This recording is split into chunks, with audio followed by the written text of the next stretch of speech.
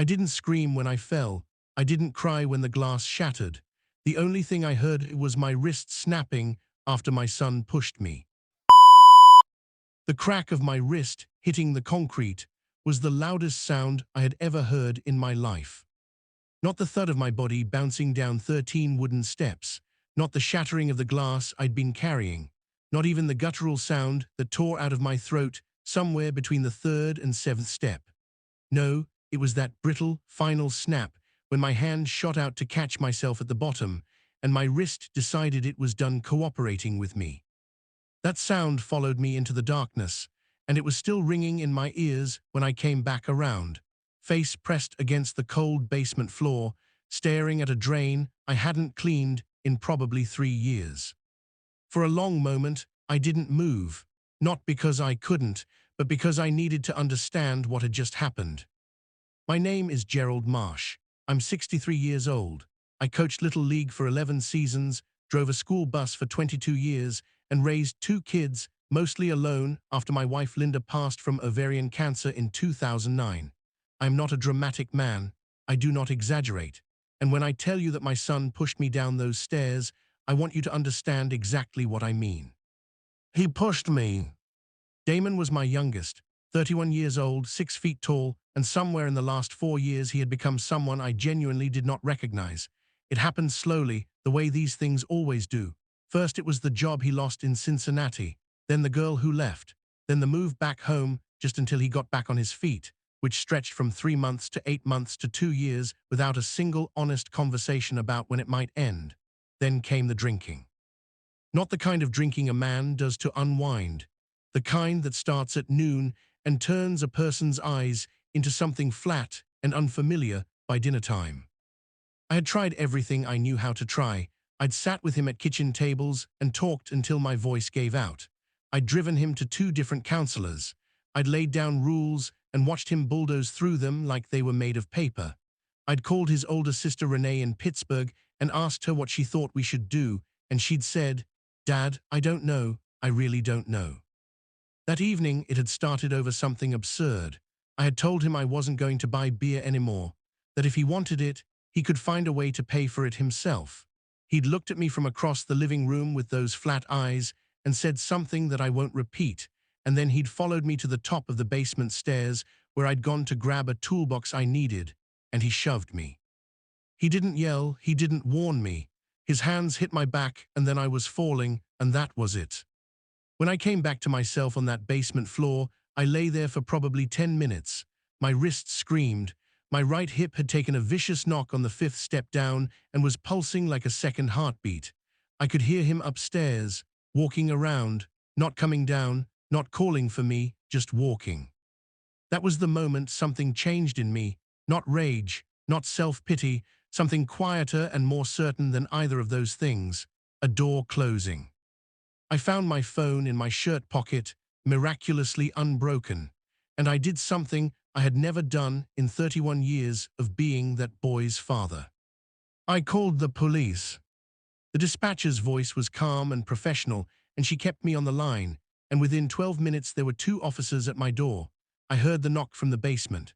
I heard Damon's voice go strange when he answered. I dragged myself to the bottom of the stairs and called up that I was down here, and one of the officers, a young woman, couldn't have been more than 28, came down and crouched beside me with a steadiness I still think about. "Can you tell me what happened, sir?" she asked. And I told her. They took Damon in that night. He didn't fight it. Whatever the alcohol had done to him, it hadn't taken everything, because when they brought him through the living room in handcuffs and he saw me sitting on the couch with my wrist wrapped in a bag of frozen peas, he stopped walking.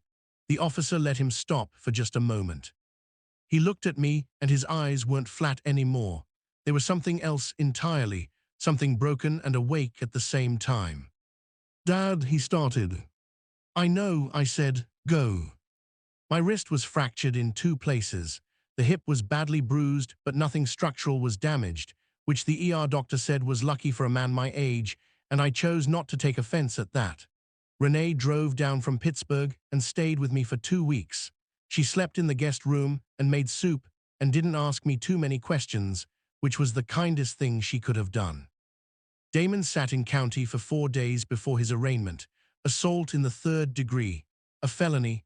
I had known, when I made that call, what it might mean for him. I had made it anyway, not out of anger, not as punishment, but because I had finally understood something that had taken me 2 years too long to understand. You cannot love someone into sobriety. You cannot make yourself small enough, patient enough, or silent enough to save a person who is not yet willing to be saved. Sometimes the most ferocious act of love available to you is the one that looks, from the outside, like abandonment. It doesn't feel like love when you're doing it. It feels like the worst thing you've ever done. Damon's public defender connected him with a diversion program. Because it was a first offense, and because I submitted a letter to the court, not pleading for leniency out of guilt, but honestly describing the man my son had been and the man I believed he was still capable of being, he was offered a choice: 18 months of intensive outpatient treatment and supervised probation, or trial. He chose treatment. I did not hear from him for the first 6 weeks. That was part of the program's structure, and honestly, it was part of my own need too. I used that time. I went to a therapist for the first time in my life, a man in his 50s named Paul who had the decency to not look shocked by anything I said.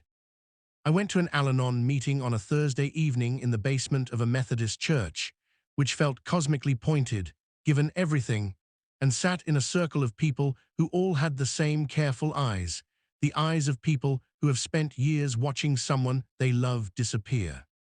I was not alone. That turned out to matter more than I expected. The first call I got from Damon came on a Tuesday morning in early November. I was drinking coffee at the kitchen table. He sounded tired in a way that was different from the exhaustion of drinking, cleaner, somehow, more real. "I don't expect you to forgive me," he said. "I didn't pick up the phone to talk about what you expect," I said. A long silence. Then, "How's your wrist?" "Healed up," I told him. "Yours?" He laughed at that. Just a small sound, barely anything. But it was the most my son had sounded like my son in 4 years, and I gripped my coffee mug with both hands, both fully functional, healed hands, and I let out a breath I think I'd been holding since 2020. We talked for 40 minutes that first call. We didn't solve anything. We didn't tie anything up neatly.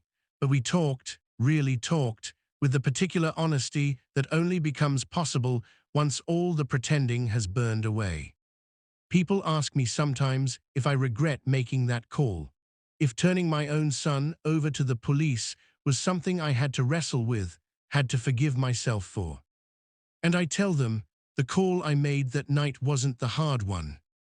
The hard call was the one I should have made 2 years earlier, to myself, the moment I should have looked in the mirror and admitted that doing nothing was its own kind of cruelty, dressed up as patience. That call I finally made. And it changed everything.